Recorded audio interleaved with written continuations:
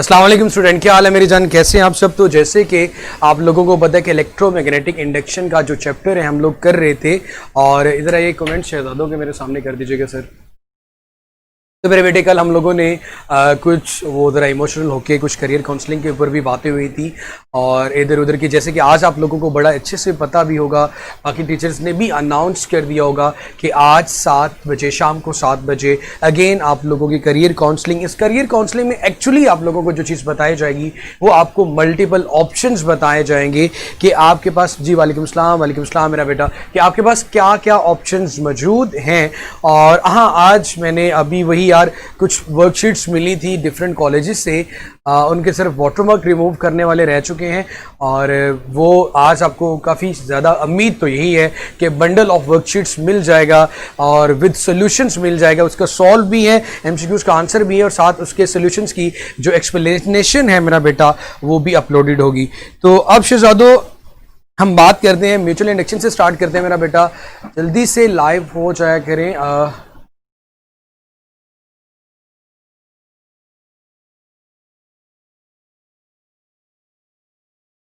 और हाँ, एक और चीज़ कि हमेशा मेरा बेटा अपनी दुआओं में ज़रूर याद रखा करो यार। तो आप में से कुछ कहते होंगे सर कभी आपदे वास्ते नहीं मंगी थोड़े वास्ते की करनी है।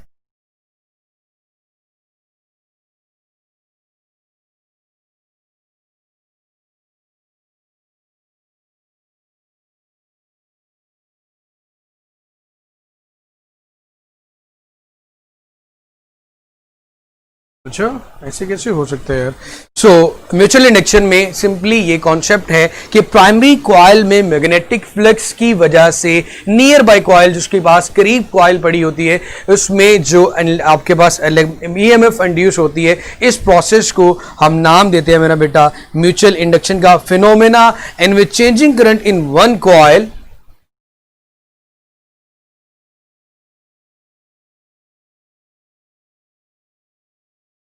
in which changing current in one coil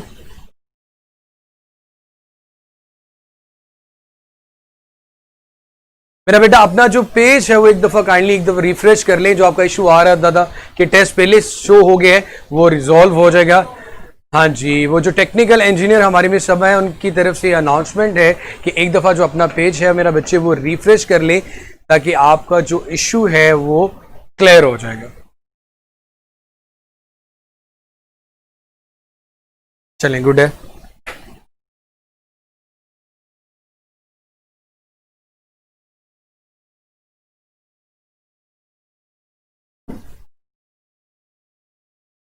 So phenomenon with changing current in one coil induces an EMF in near coil.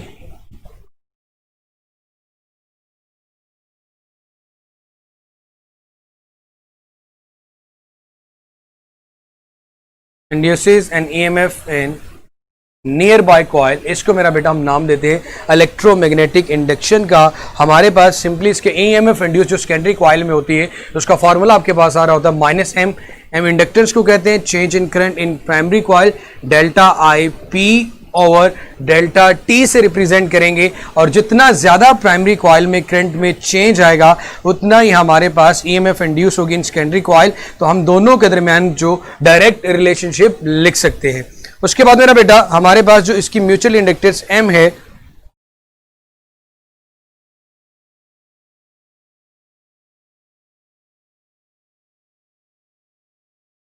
अगर म्यूचुअल इंडक्टेंस एम की मेरा बेटा बात की जाए तो हमारे पास ये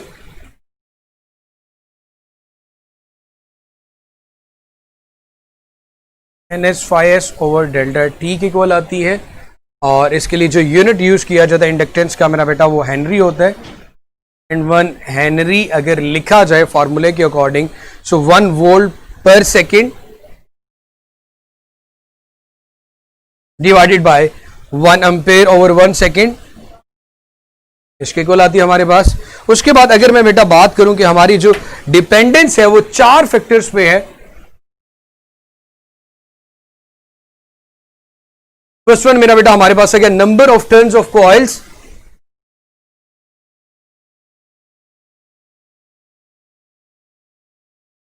area of cross section,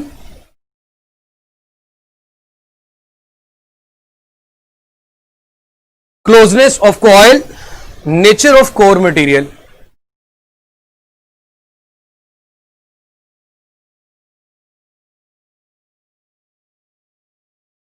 nature of core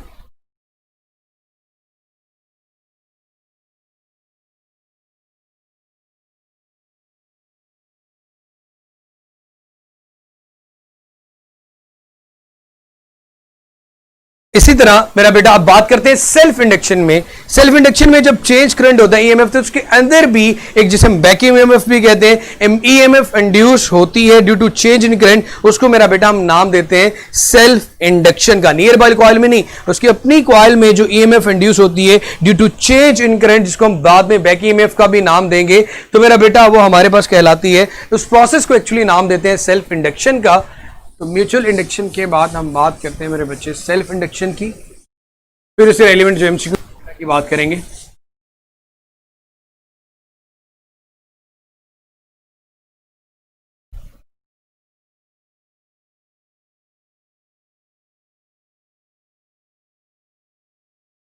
self induction, so phenomena in which changing current induces EMF in the same coil, the phenomena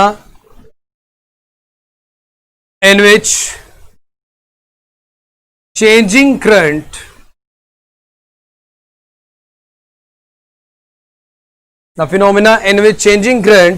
induces an EMF in the same coil, induces an EMF in the same coil, इसको मेरा बेटा हम नाम देते हैं self induction का। और self induction में हमारे पास जो इंडक्टेंस आती है उसे हम नाम देते हैं सेल्फ इंडक्टेंस का। इसको एल से रिप्रेजेंट करते हैं, माइनस एल डेल्टा आई ओवर डेल्टा डी। जितना चेंज आएगा करंट के अंदर उतने ही ईएमएफ इंड्यूस होगी। सेल्फ इंडक्शन का प्रोसेस चेंज इन करंट पे डिपेंड करता है इन इट्स ऑन कॉइल। अब मेरा बेटा यहां पे अगर सेल्फ इंडक्टेंस की कुछ बात करें, जैसे कि हमने म्यूचुअल इंडक्टेंस को देखा था, इसके यूनिट्स की बात करते हैं, तो सेल्फ इंडक्टेंस फर्स्ट पॉइंट हमारे पास ये आता है कि आपके पास ये होती है एन फाई ओवर आई के इक्वल।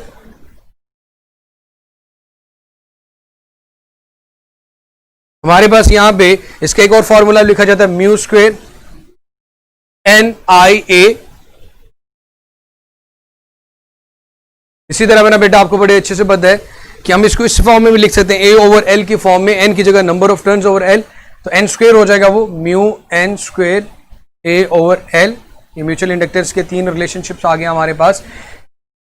उसके बाद मेरा इसकी डिपेंडेंस की बात करें तो number of turns of coil, nature of core material and the area of cross section. Similarly सबसे पहले आ गया आपके पास number of turns of coil,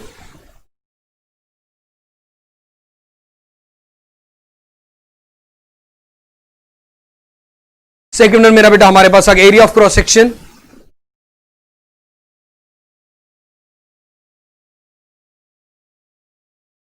the last point मेरा बेटा हमारे पास आ गया नेचर ऑफ कोर मटेरियल।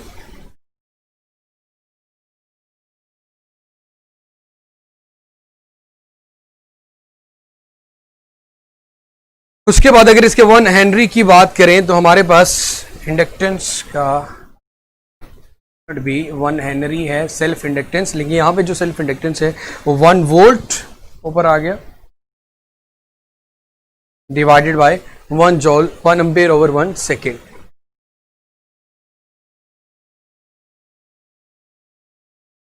इसको मेरा बेटा एक दफा देख,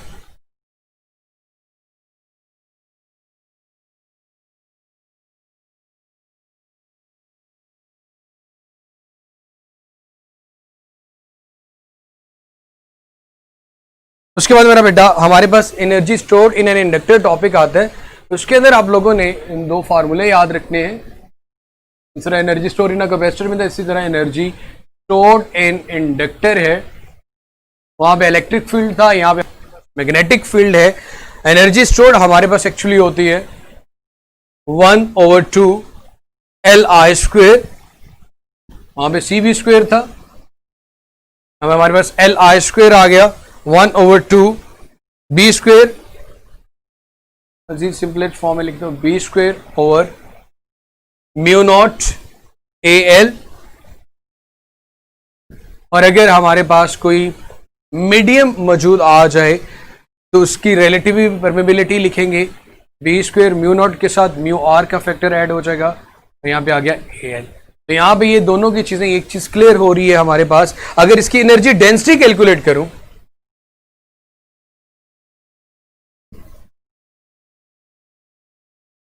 एनर्जी डेंसिटी के लिए हमारे पास वही स्मॉल यूएम लिख देंगे, वो होती मेरा बेटा 1/2 बी स्क्वायर म्यू नॉट के इक्वल। एनर्जी डेंसिटी है या फिर आपके पास एनर्जी स्टोर्ड इन है, दोनों आपके पास मेरा बेटा डायरेक्टली रिलेट कर रही हैं बी स्क्वायर के साथ। अब इससे रेलिवेंट एमसीक्यूज की बात करते हैं। Which one of the following is a relation of self inductance?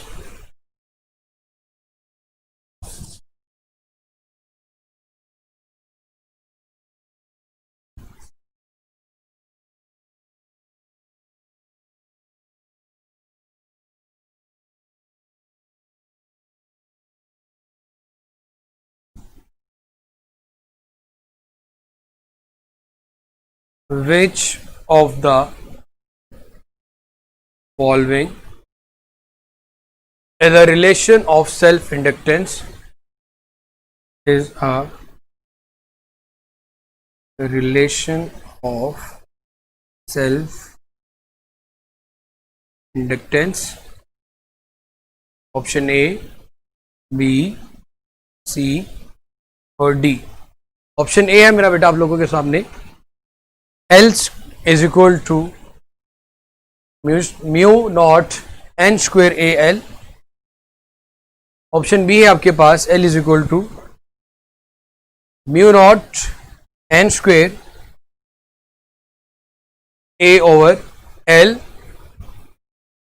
एक आपके पास आ रहा है एन फाई ओवर एल, या फिर आपके पास ऑल। तो इनमें से कौन सा बेस्ट ऑप्शन आएगा?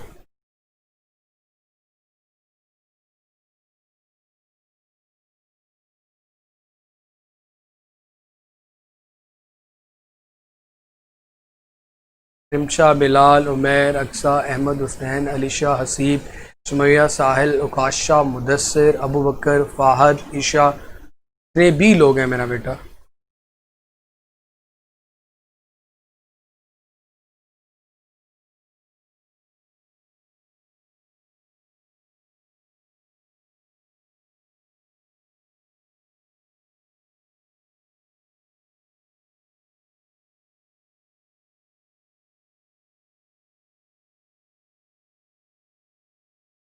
ओके डी, क्या बात है। Which one of the following relation for energy stored in an inductor? अब इसी तरह का सिमिलर एक और क्वेश्चन में भी इसी तरह मिलता जुलता आंसर है।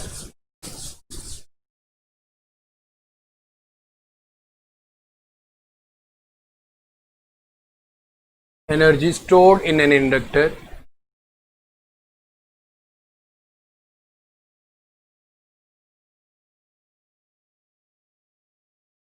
Option A, B, C and D. A1 है 1/2 Li स्क्वेयर, बी आपके पास 1/2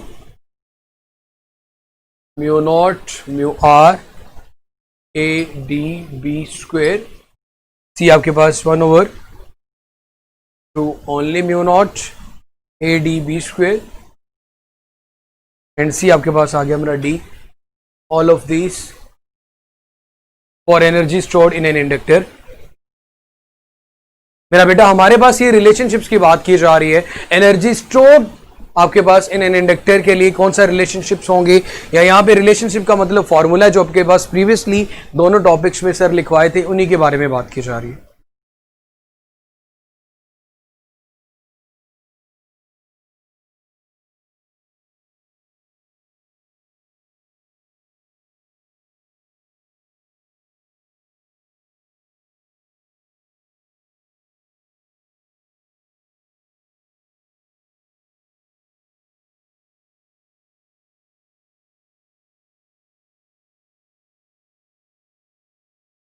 ओके, अल्टरनेटिंग करंट जनरेटर की बात करें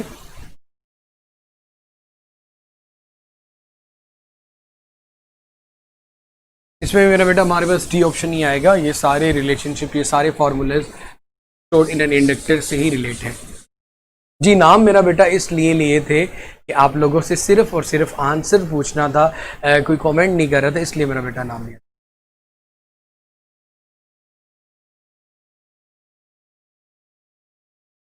ओके, एसी जनरेटर की मेरा बेटा अगर बात करें तो ऐसा जनरेटर जो हमारे पास कन्वर्ट करता है मैकेनिकल एनर्जी को, जिसे हम रोटेशनल काइनेटिक एनर्जी कहते हैं, इलेक्ट्रिकल एनर्जी के अंदर एक कॉइल को एक परमानेंट मैग्नेट के अंदर रखा जाता है। मैग्नेटिक फील्ड में हमारे पास वर्किंग प्रिंसिपल होता है Faraday law of electromagnetic induction, और उसके अलावा हम स्लिप रिंग का यूज़ करते हैं, कार्बन ब्रशेस का यूज़ करते हैं, सोर्स ऑफ एनर्जी प्रोवाइड करते हैं। तो इसके अंदर कुछ ऑप्शंस की बात करेंगे, इससे एट द एंड हम 4 एमसीक्यूज भी इसके बारे में डिस्कस करेंगे।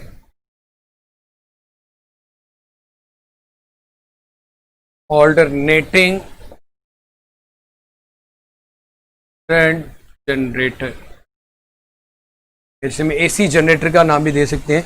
तो हमारे पास आज सबसे पहले convert generator is a device that convert mechanical energy into electrical energy.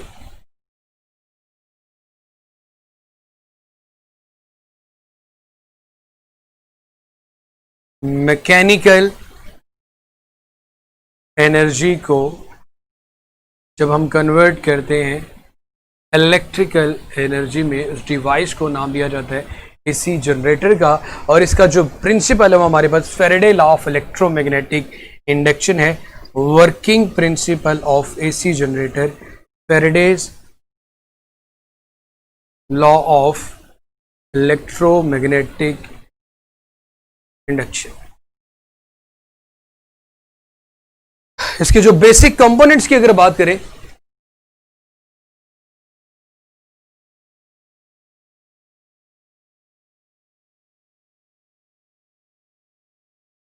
Basic components में हमारे पास मेरा बेटा आर्मेचर, आर्मेचर कहते हैं रेक्टेंगुलर कॉइल जिसको हमने आयरन कोर के ऊपर वाउंड किया हुआ है, उसको हम आर्मेचर का नाम देते हैं।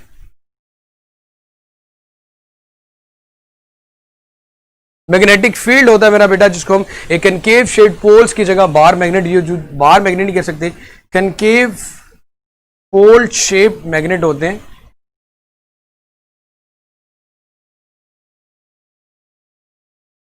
Slip rings, carbon brushes, slip ring की वजह से ये अपनी डायरेक्शन ऑफ करंट को चेंज कर सकते हैं। Carbon brushes source of mechanical energy.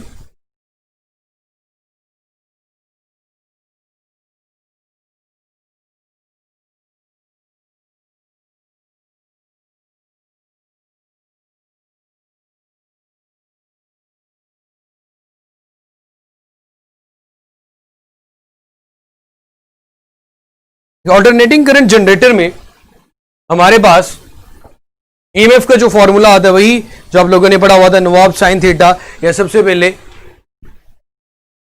2 NVBL sine theta, यहां में से लिखते हैं मेरा बेटा ओमेगा लिख के AVB साइन थीटा, और थीटा की जगह पे हम लिख देते हैं ओमेगा टी एंगुलर फ्रीक्वेंसी के लिहाज से, AB साइन ओमेगा टी, और ओमेगा टी को हम लिख सकते हैं मेरा बेटा 2 पाई एफ, क्योंकि ओमेगा 2 पाई एफ के इक्वल होता है।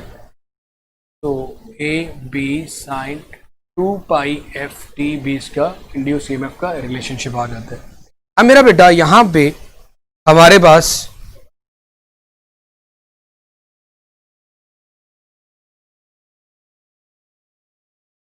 बैक ईएमएफ का जो करंट होता है हमारे पास उसकी बात करते हैं। 90 डिग्री एंगल होता है हमारे पास, theta is equal to 90 degree.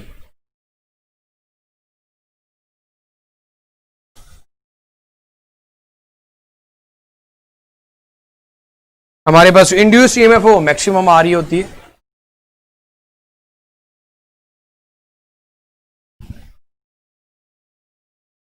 And सिर्फ वो आ जाता है नवाब साइन थीटा, मैक्सिमम लिखेंगे तो साइन 90 मैक्सिमम 1 आ जाएगा।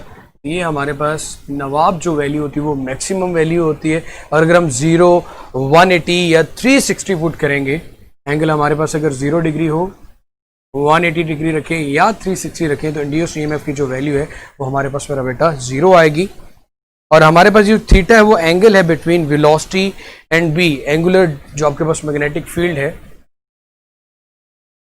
बी और बी के दरमियान एंगल है हमारा ये। एन हमारे पास नंबर ऑफ टर्न्स है।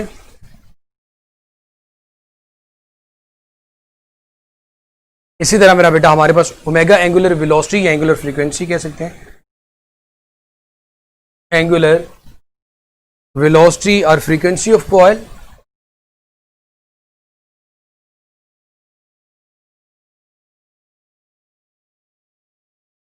इसी तरह अगर हम ए की बात करें तो area of coil,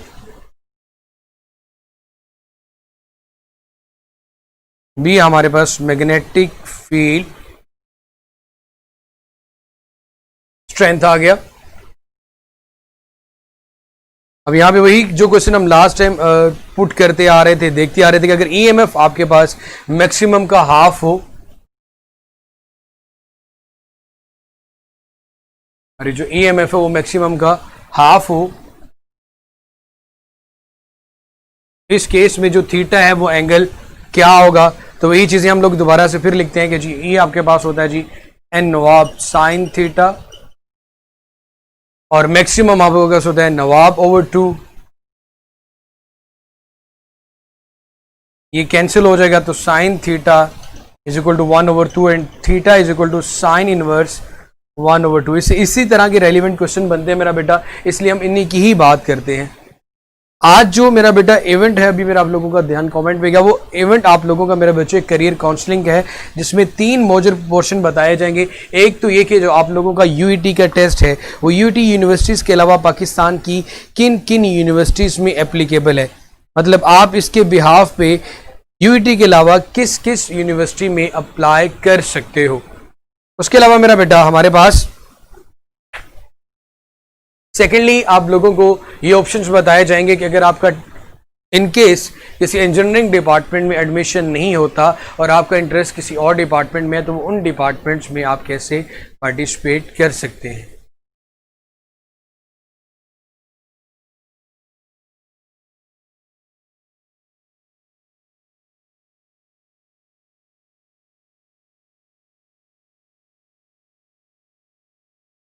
ji 30 degree आ गया, बिल्कुल।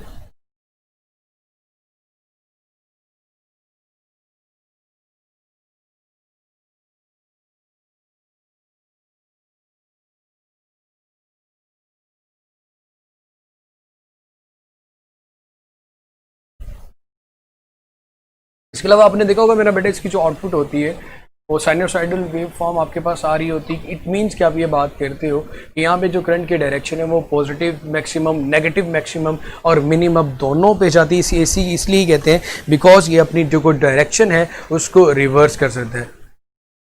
यूसीपी की रजिस्ट्रेशन मेरा बेटा, यूसीपी की रजिस्ट्रेशन क्लोज कब से हो गई?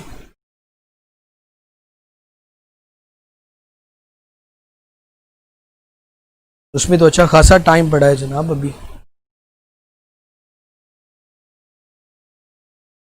हम यहां पे सिर्फ और सिर्फ ये बात करते हैं ना, plane of the coil is perpendicular to the magnetic field, तब हमारे पास जिसकी वैल्यू होती है वो बिल्कुल 0 आ जाती है ईएमएफ की। प्लेन ऑफ द कॉइल की बात करें, और प्लेन ऑफ द कॉइल जो वेक्टर एरिया की अगर बात करूं तो उसके बिल्कुल पैरेलल आएगा, तो यहां पे तो वो 0। फिर अगर उसके बाद वो पैरेलल आ रहे हैं, plane of the coil is parallel to the magnetic field, तो number of maximum magnetic field lines will pass through it, तो आपके पास जो ईएमएफ होगी वो मैक्सिमम होगी। तो मैक्सिमम ईएमएफ के लिए ये 90 डिग्री आ गया। फिर उसके बाद अगेन जब पैरेलल आएगा तो आपके पास ईएमएफ मिनिमम हो जाएगी। फिर अगर 270 एंगल पे जाएंगे तो नेगेटिव मैक्सिमम, 360 पे अगेन आपके पास 0 हो जाएगी। तो ये एसी जनरेटर में अल्टरनेटिंग करंट का जो पूरा कंप्लीट साइकिल आ जाएगा, जो positive to negative and negative to positive है। उसके बाद मेरा बेटा यहां पे एक्चुअली एसी रिवर्स इस डायरेक्शन,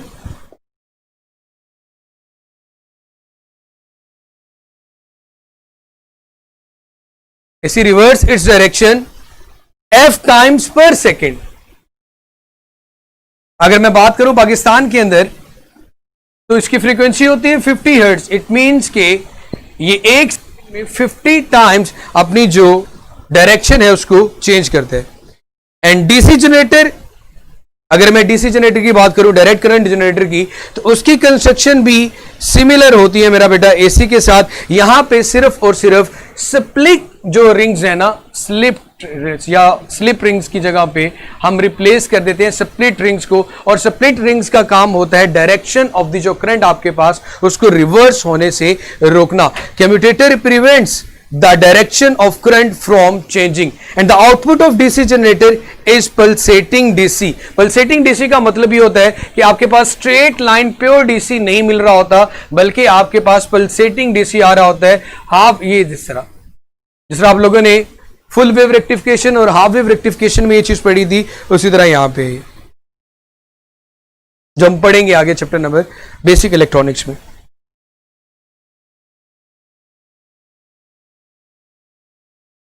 उसके बाद मेरा बेटा, जब आप लोगों ने ये बात हमेशा करते हो कि जब आपके पास एक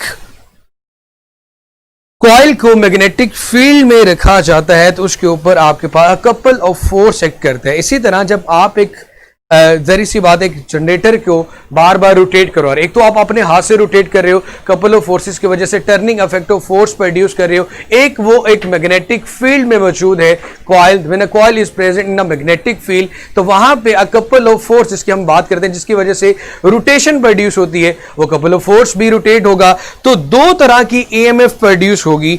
अब वो जो ईएमएफ प्रोड्यूस हो रही है मेरा बेटा due to presence of magnetic field, उसको मेरा बेटा हम नाम देते हैं आपके पास बैक ईएमएफ का। और वो back EMF according to the Lenz's law उसको अपोज करेगी। जब उसको अपोज करेगी तो उसकी ईएमएफ को या उसके काउंटर जो टॉर्क है उसको कम करने की कोशिश करेगी। So back motor effect in generator, उसके कुछ समराइज पॉइंट लिखते हैं।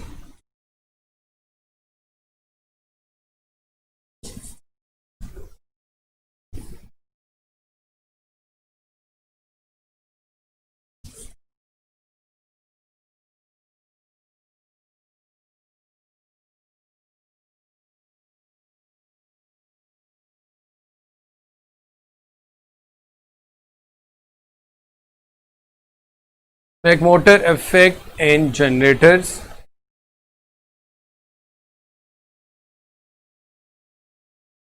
It is a counter torque produced in a coil due to a couple of forces that oppose the rotational motion of coil.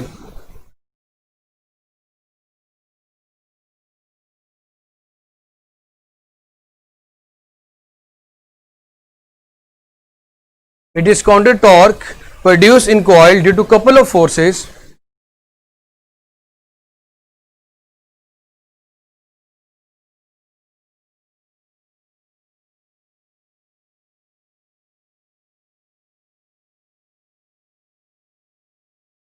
that oppose the rotational motion of coil.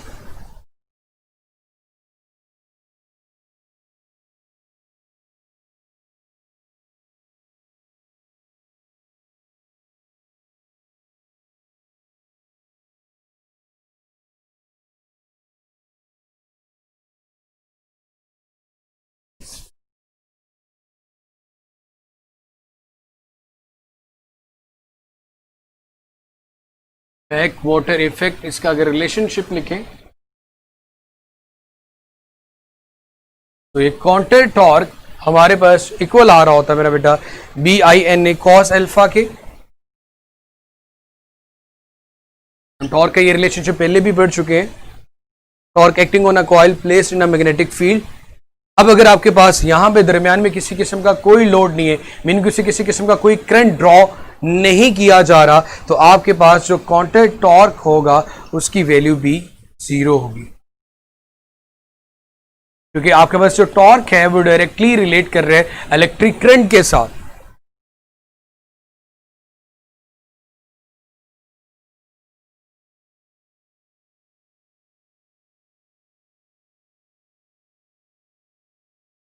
So no back motor effect and no back EMF। और इसी तरह अगर अपने पास ज्यादा से ज्यादा current draw किया जाएगा तो काउंटर टॉर्क की वैल्यू भी ज्यादा हो जाएगी, और बैक मोटर EMF जो अफेक्ट है हमारे पास, जो बैक इफेक्ट है वो भी इंक्रीज कर जाएगा, क्योंकि यहां पे हमने एक ही चीज देखी कि जो इलेक्ट्रिक करंट है वो डायरेक्टली रिलेट कर रहा है काउंटर टॉर्क के साथ।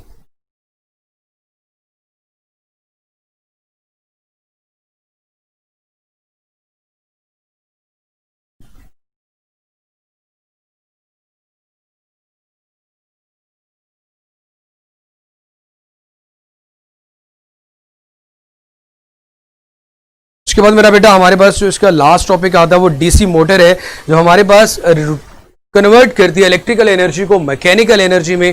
वर्किंग प्रिंसिपल की बात करें तो force acting on a current carrying conductor on a coil, वही वर्किंग प्रिंसिपल है। और हमारे पास जो प्रिंसिपल कंस्ट्रक्शन भी वही है जो डीसी जनरेटर की है। और यहाँ पे ईएमएफ जो अफेक्ट इन मोटर आता है वो due to change in magnetic flux oppose the EMF running the motor is called EMF effect, it is also called the back generator. So मेरे पास मेरा बेटा सिंपली वही काम जो कि डीसी जनरेटर में है, वही वर्किंग प्रिंसिपल, वही कंस्ट्रक्शन हमारे पास डीसी मोटर की है।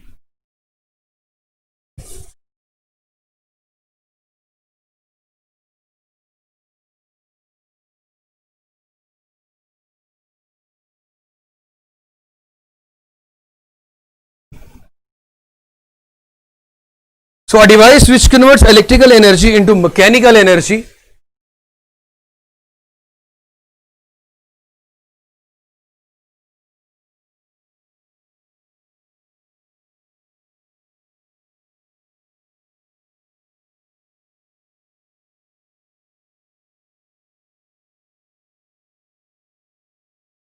a device which converts electrical energy into mechanical energy, और वर्किंग प्रिंसिपल में हमने लिखा force acting on a current carrying conductor.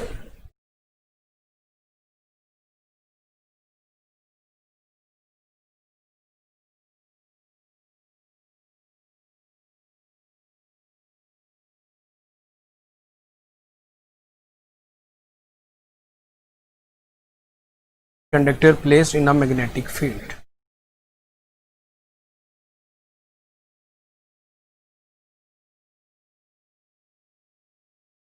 Construction same as of DC generator.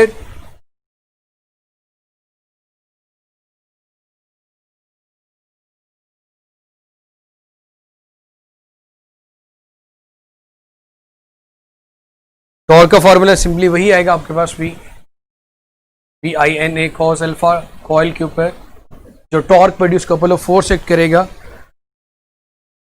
Back EMF effect यहाँ पे अगर बात करें तो हमारे पास according to Ohm's law A plus I R के इक्वल आएगा। और आई की अगर वैल्यू बात करें तो आई हमारे पास आएगा मेरा बेटा V minus E over R के इक्वल आ जाएगा। और अगर हम बात करें स्टार्ट ऑफ मोटर, जब मैग्नेटिक फ्लक्स की वैल्यू जीरो होती है, एट स्टार्ट किसी किस्म का फ्लक्स में चेंज नहीं आ रहा होता, तो हमारे पास ईएमएफ की वैल्यू भी जीरो होती है। इंड्यूस बैक मोटर ईएमएफ की वैल्यू जब जीरो होगी तो हमारे पास जो इलेक्ट्रिक करंट आएगा वो मैक्सिमम आएगा। ये इफेक्ट हम लोग पढ़ते हैं जब इसकी आंसर आपके पास जीरो आ रहा है at the start of the motor, जब फ्लक्स में चेंज नहीं है, इंड्यूस ईएमएफ की वैल्यू जीरो आएगी। इस फैक्टर में जब माइनस ई जो हो रहा है इसका आंसर कम आएगा, जितना मिनिमम आएगा इस इलेक्ट्रिक करंट की वैल्यू उतनी हमारे पास ज्यादा होगी। तो स्टार्ट में हमारे पास electric current maximum at maximum running speed, जब उसकी स्पीड मैक्सिमम हो जाएगी तो डेल्टा फाई की वैल्यू भी आपके पास मेरा बेटा क्या आएगी, मैक्सिमम आएगी। जब डेल्टा फाई मैक्सिमम आएगा तो उसकी जो इंड्यूस ईएमएफ है वो भी मैक्सिमम होगी। जब इंड्यूस ईएमएफ मैक्सिमम होगी तो आई करंट की वैल्यू हमारे पास लेस देन आएगी आपके पास स्टार्ट से। रनिंग के वक्त जो इलेक्ट्रिक करंट की वैल्यू है वो स्टार्ट से मेरा बेटा हमारे पास लेस देन आएगी, क्योंकि ये जो फैक्टर जब इंक्रीज करेगा तो डेफिनेटली इसका जो आंसर है वो डिक्रीज कर जाएगा। और जब आप मोटर को ओवरलोड कर देंगे तो जहरी सी बात हीटिंग इफेक्ट प्रोड्यूस होगा जो बर्न कर सकता है मोटर को। स्पीड डिक्रीज कर जाएगी, चेंज इन फ्लक्स डिक्रीज कर जाएगा, ईएमएफ डिक्रीज कर जाएगी। और ओवरलोड होने की वजह जब ईएमएफ इंड्यूस करेगी तो आपके पास जो आई रनिंग है, ओवरलोड का जो करंट है वो बढ़ जाएगा रनिंग से, तो जो कॉज करेगा greater heating effect which may burn the motor. अब इससे रेलिवेंट कुछ एमसीक्यूज की बात करते हैं। Armature current in a DC motor will be maximum when, अभी हमने बात की कि आपके पास डीसी करंट के अंदर करंट की वैल्यू मैक्सिमम कब होती है। चार ऑप्शंस आपके पास, a motor has acquired maximum speed पे उस करंट की वैल्यू मैक्सिमम होती नहीं, उस वक्त आई रनिंग आई स्टार्ट से हमेशा कम होता है। एट द स्टार्ट जब आपने क्या किया, करंट उससे लेना है तो ईएमएफ की वैल्यू जब मिनिमम थी, तो इस फैक्टर में जब ईएमएफ की वैल्यू मिनिमम होगी तो हमारे पास करंट की वैल्यू मैक्सिमम आती है, क्योंकि यहां पे स्टार्ट के अंदर फ्लक्स में किसी किस्म का कोई चेंज नहीं आएगा। जब मैग्नेटिक फ्लक्स चेंज नहीं होगा तो ईएमएफ इंड्यूस नहीं होगी। जब ईएमएफ की वैल्यू जीरो होगी तो हमारे पास आई की वैल्यू मैक्सिमम आएगी। उसी तरह मेरा बेटा by doubling the dimension of armature of AC generator, अगर आप उसकी लेंथ को और ब्रेड्थ को डबल कर देते हो,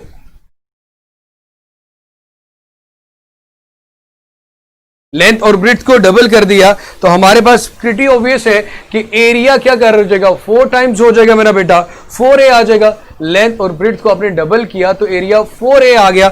जब एरिया 4a हो जाएगा तो आपको मेरा बेटा पता है कि मैक्सिमम ईएमएफ एरिया के डायरेक्टली प्रोपोर्शनल आती है, तो वो भी क्वाड्रपल्ड हो जाएगी, क्वाड्रपल्ड। एमसीक्यूज लिखने के बजाय मैंने वैसे ही बता दिया आप लोगों को। इसी तरह एक लास्ट एमसीक्यू जो कि सॉल्व करने वाला है कि अगर आपके पास when back EMF is 12 volt, back EMF is 12 volt, इसकी वैल्यू आपके पास 12 वोल्ट है, and resistance is 20 ohm, R की वैल्यू आपके पास 20 ओहम है,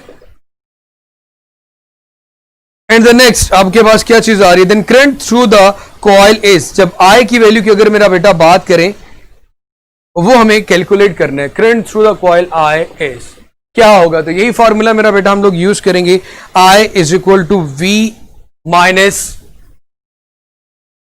induced EMF over R. V की वैल्यू मेरा बेटा आपके पास 20 है, अप्लाइड वोल्टेज आपके पास वी 20 वोल्टेज है, 20 माइनस ई की वैल्यू आपके पास 12 है, आर आपके पास 20 है, 20 माइनस 12 आपके पास मेरा बेटा क्या आएगा 8, और 8 को जब 20 पे डिवाइड करेंगे तो आंसर आएगा 0.4 एम्पेयर। ये 3 एमसीक्यूज थे जो इससे रेलिवेंट पिछले पेपर्स में आए हुए थे, उनको डिस्कस कर लिया। सबसे पहली बात ये कि किस पॉइंट पे जाके armature current in a DC motor will be maximum. अब इनका टेस्ट स्टार्ट कर दीजिएगा थोड़ी देर में। तो वो आपके पास आएगा मोटर है जस्ट स्टार्टेड मूविंग, वहां पे आपके पास करंट की वैल्यू मैक्सिमम है। उसके बाद अगर मैं डायमेंशंस को एसी जनरेटर के अंदर डबल कर दूं तो एरिया 4 टाइम इंक्रीज कर जाएगा, तो आपके पास जो ईएमएफ है वो भी क्वाड्रपल हो जाएगी। इसी तरह अगर बैक ईएमएफ आपके पास 12 वोल्ट हो, अप्लाइड वोल्टेज आपके पास मेरा बेटा 20 हो, और रेजिस्टेंस अगर आपके पास 20 ओम हो, तो आपके पास 20 माइनस 12 ओवर 20 आंसर आपके पास मेरे बच्चे आ जाएगा 0.4।